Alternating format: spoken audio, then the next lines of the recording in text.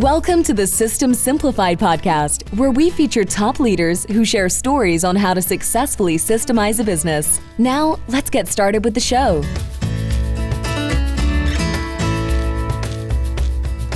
Hello, Adi Klevit here with the System Simplified podcast, where we interview top entrepreneurs, founders, and thought leaders about systematizing a business. And this podcast is being brought to you by Business Success Consulting Group. At Business Success Consulting Group, we create custom processes and tailor-made business systems so businesses can thrive and grow. All right, and today's guest is Chad Zdenek. Hi, Chad. Hello. I am so excited to have you as a guest on this podcast because we're going to talk all about systems and how you actually systematize your business so you can grow. You grew it from 0 when you started to 75 employees pretty fast. But that's just one aspect of what we're going to talk about because, first of all, you are a real rocket scientist. I mean, you graduated MIT, you worked for Boeing on the actual space shuttle, right? So that was your background. So I'm really excited to talk about that. And then you started your company, which basically provided Christmas lightings for residential and commercial. And now you are the CEO of CSQ, which is a real estate investment company. And you are an expert of helping entrepreneurs and others, I would assume, to invest in real estate so they can actually achieve the freedom that they want through passive income, right? You nailed it. You nailed it. That was a lot. Good job. Thank you. But this is really exciting because we have the rocket scientist, then entrepreneur building a business, and then figuring out how to actually accomplish the dream of every entrepreneur, which is passive income, freedom, etc. Yes. So we're going to talk about that. I have a lot of questions. But before we do that, I would really want to acknowledge Dee Soffer-Ninari for introducing us. I just recorded a great episode with Dee where she walked us through what it means to be an entrepreneur, what system she uses, because she definitely walks the walk. You know, she doesn't talk, she actually walks it and she does it. And she is a really exemplary entrepreneur that is able to have balance and freedom, etc. So definitely thank you, Dee, for introducing us. And also a shout out to EO, Entrepreneurial Organization, where we also have common people that we know. So I had to start with those 2 shout outs. And now all 3 of us are EO members. That's pretty cool. And very cool. So now let's dive into it. So tell me, first of all, what led you to go from being a rocket scientist? Maybe you never stopped, but at least stop working for Boeing or for working in that profession and becoming an entrepreneur. And from all things, all businesses that you could choose was Christmas lighting, which I think it's very, very cool. But how did you make that change? Yeah. So good question. I'm a retired rocket scientist. Technically, yeah. I was doing structural dynamics on the space shuttle main engines, specifically the turbo machinery or turbo pumps for the engines. And I did that for 7 years right out of undergrad. And loved it. I worked with amazing people, got to work with NASA, super technical industry, and really cutting edge, even though it was a space shuttle and it was designed way before I started working there, but still cutting edge because they were continually improving things. So I really enjoyed it. However, I'm an entrepreneur at heart, and that was probably the biggest reason or impetus for me to leave. Is because I was an entrepreneur and really love running my own business. So my brother actually started the company when he was at UCLA. And actually, here's a little fun fact. There's me and my 3 brothers, we're all in EO, and all 3 of us were at UCLA for 1 year at the same time. And they were both playing football there. So kind of a fun fact there. But anyways, so he started the business, and I used it as a consulting project for me when I was getting my MBA because I was focusing on entrepreneurial studies. And then shortly afterwards, I left Boeing to go work with him. And at the time, it was like a really, really small company. Just a few people working there. And I kind of got ridiculed for leaving Boeing and just going to work with this primarily a Christmas lighting company at the time. But yeah, we grew it every year. We did probably about 20% or 25% per year growth for over 15 years. So we grew up pretty big to about 75 people, 3 different warehouse locations. And then I ended up leaving that company in 2018 and getting I say back into real estate because I was also a general contractor and a licensed professional engineer. I was doing structural engineering and construction management work. So I finally went back into real estate. And in 2018 with my company, CSQ Properties. And now I primarily help entrepreneurs create passive income through investments in multifamily properties or apartments and creating passive income for people now. That's fantastic. That is definitely a span of career from it's a great story. So one question that I have before I ask you about the systems that you develop in the business and the importance of it. So Christmas lighting, it sounds like was it a seasonal business? Yeah, so this is a good point. I think this will tie in really well for your audience. Is it was very seasonal. In the beginning, actually, it was only maybe like 3 months. Like November, December, and January. Right, put them up, take them down, and that was it. And then I was doing structural engineering consulting the other 9 months, 7 months of the year, and construction work. So, but then as the business grew, we started installing earlier and earlier. So we really started installing like in August all the way through December. And then takedown was like January and February. And then you have to do refurbishing, what we call the off season. And then you're doing a lot of sales work for these big jobs because we did like the lighting for the LA Zoo, for Universal Studios, the Forum, the City of Beverly Hills, like big contracts, and those are sometimes year-long or 15-month lead times to work on those contracts and proposals, and then you've got trade shows, so it really became year-round. But what was interesting about that business is, despite it being year-round, we had to try to fit as much work into a small time period as possible because everyone wants their lights up the week of Thanksgiving and they want them down the week after New Year's. And it's impossible to do all that work in those 3 weeks. So what we did is we really relied on systems to help us leverage our people, because it's really hard to ramp up and then ramp back down from a HR perspective or employee perspective. Is really, really tough to do that. And we still did it. Like we would maybe have maybe 20 people working at the company year round. And then we'd have to peak up to 75 for like maybe 6 months and then go back down. So we really had to rely on systems a lot to try to get as much work done as possible. And processes, and those kind of continually changed as the business grew. So every year, I would like to say that the business was a new business every year. We kind of figured out how to do it better the following year, because we kept growing by 20-25% a year, and systems really helped us do that.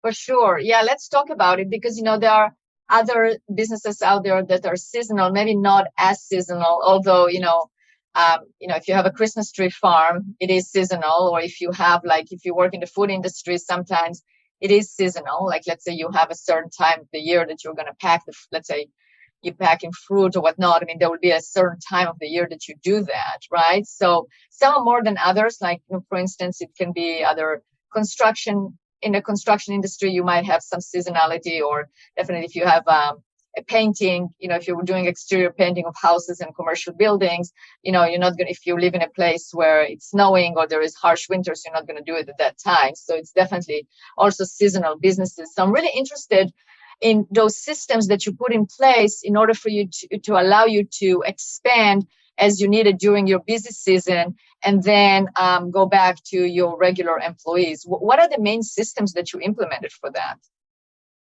Yeah, so for us, like part of it was like a CRM systems and tracking systems, time management systems, inventory systems, which was actually the hardest one. An inventory system for our type of business was very, very difficult.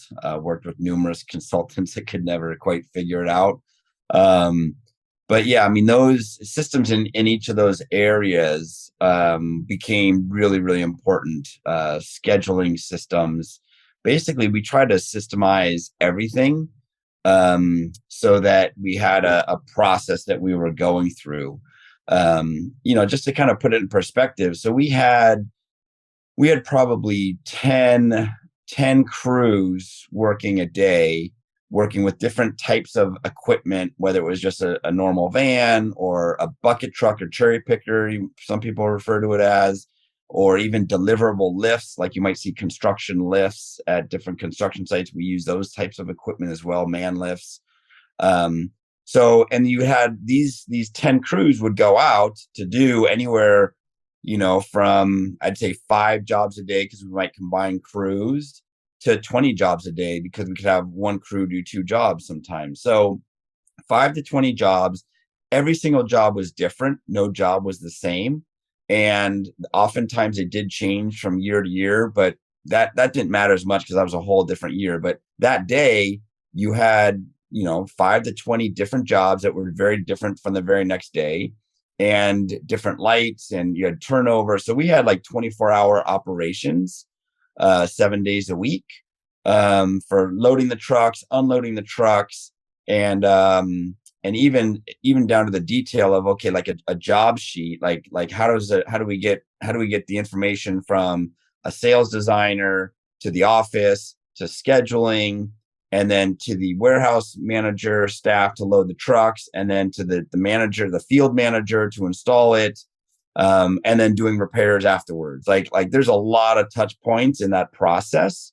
And it's interesting. I was actually joined the Goldman Sachs 10,000 Small Business Program. I don't know if you heard of it, but Absolutely. Anyone who's like in that 150K to like $1 million range business is great program.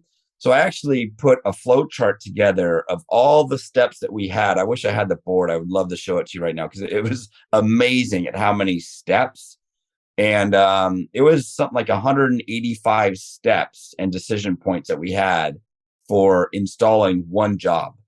And Wow. And that was the process we went through. I mean, there's a bunch of like if this then loops that we had, decision tree type stuff. But when you laid it out, I'm an engineer, so that's what I do.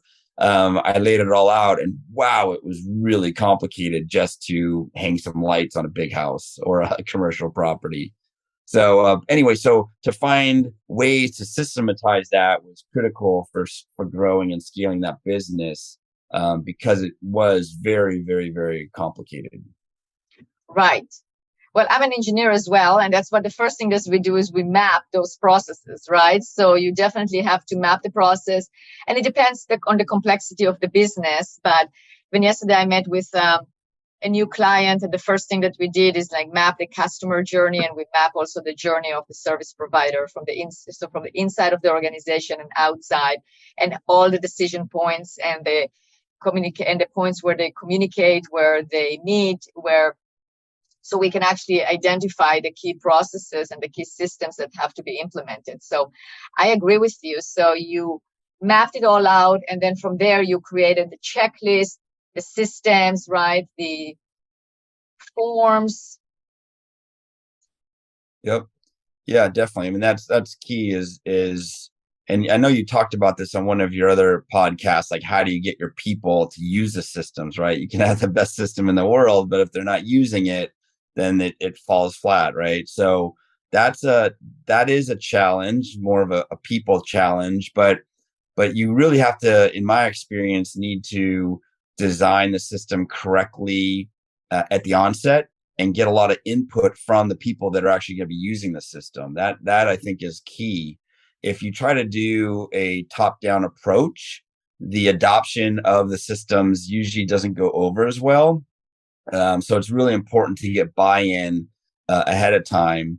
And the other thing too, and I know you know this as well as anybody, you really need to make sure that you're systematizing the right process, right? Like maybe your existing process isn't ideal or isn't optimum. And then if you like kind of set that in stone with a really good process, you're systematizing the wrong process. So it really is a process to figure this out. I wish I would have known about your business when we were doing this, because you probably could have helped us avoid some headaches and missteps.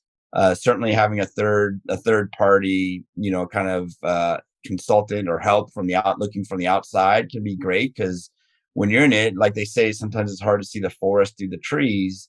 So that can certainly help. And I mean, look, we eventually did it. I'd say it was, a lot of it through the school of hard knocks and just, perseverance and trial and error.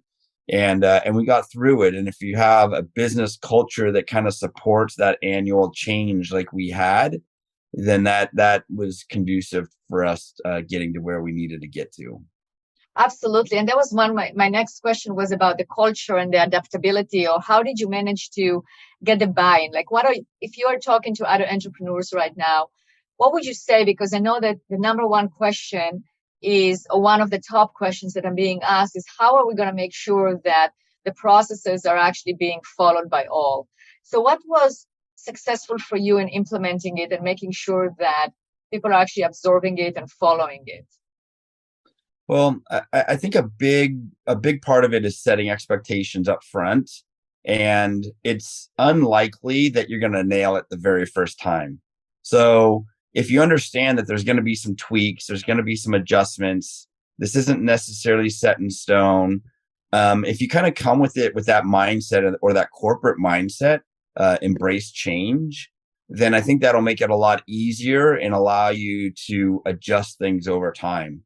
And like for us, like, I think we had to lead with being a bit humble and saying, you know what, like we might not nail it the first time, but we're going to improve, and we'll adjust it as needed as we go along.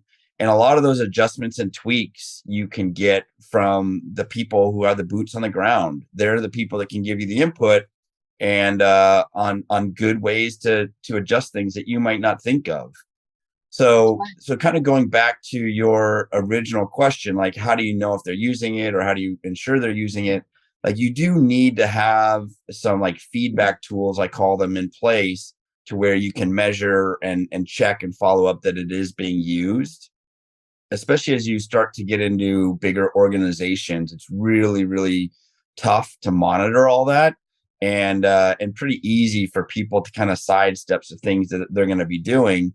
And when your employees are working in a silo, them sidestepping something might not be a big deal for them, right? They can still get their job done or do what they're supposed to do in their silo, but they don't realize the trickle down effects that would have somewhere else down the road in the process. And it could cause a lot of problems down the road that they don't even realize.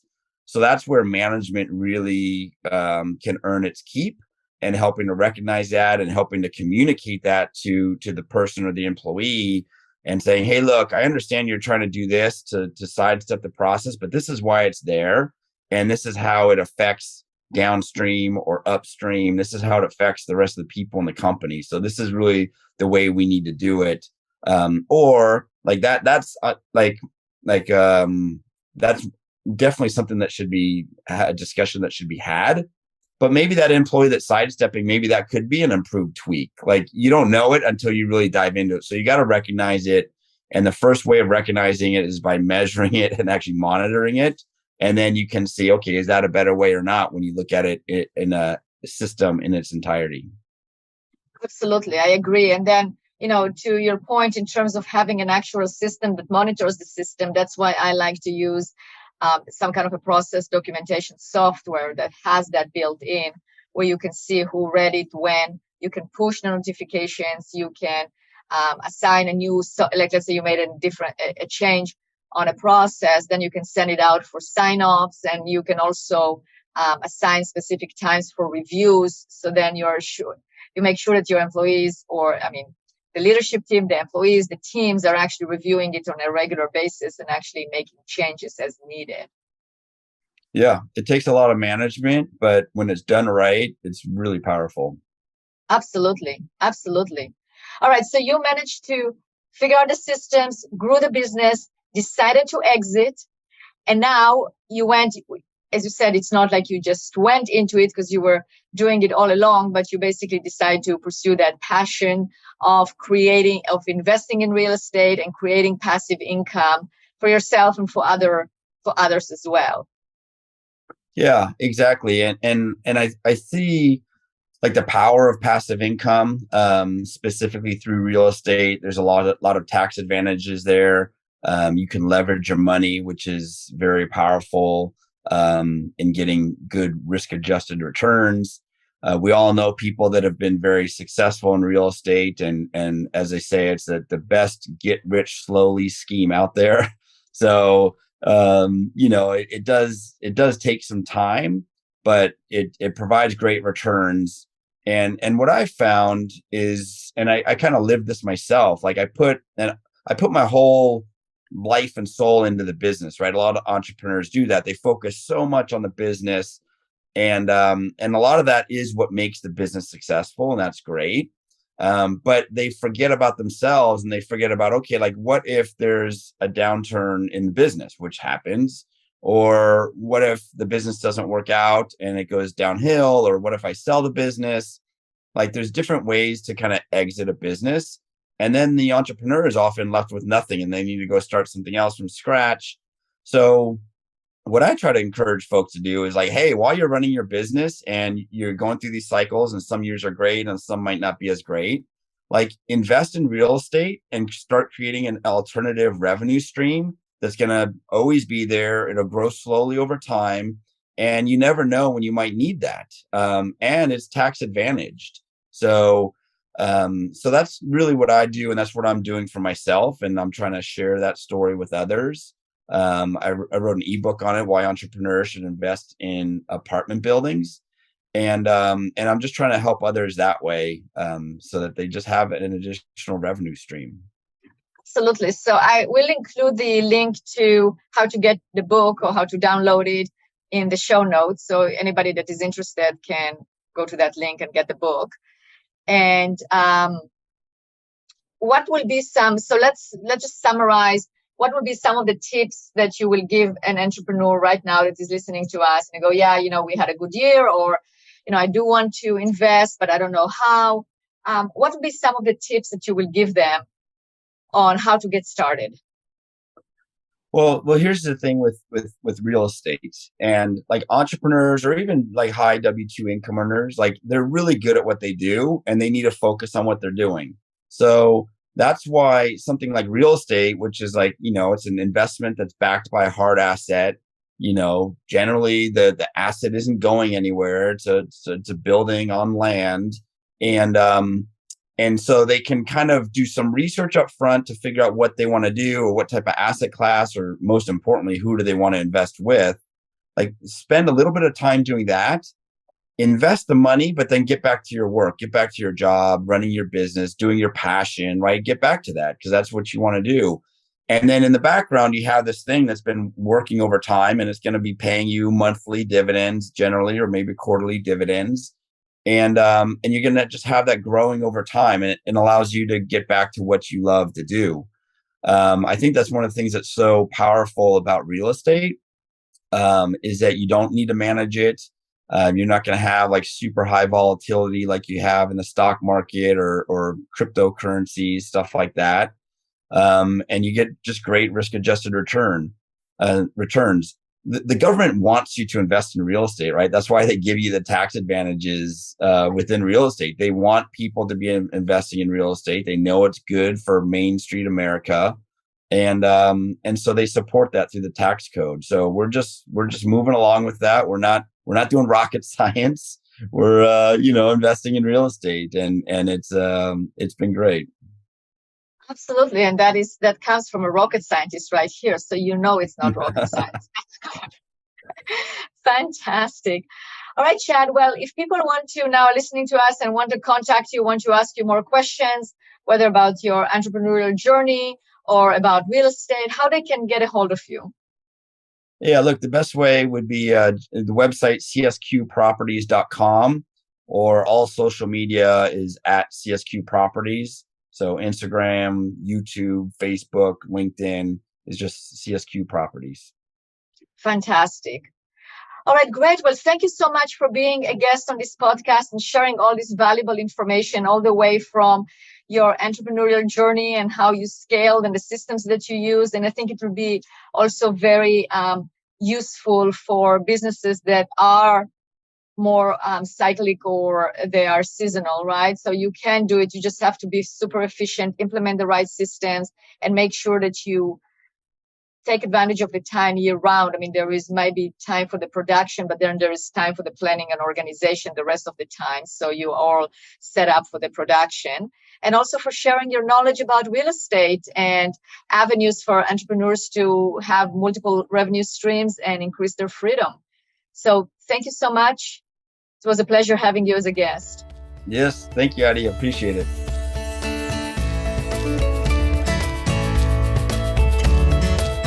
Thanks for listening to the System Simplified podcast. We'll see you again next time, and be sure to click subscribe to get future episodes.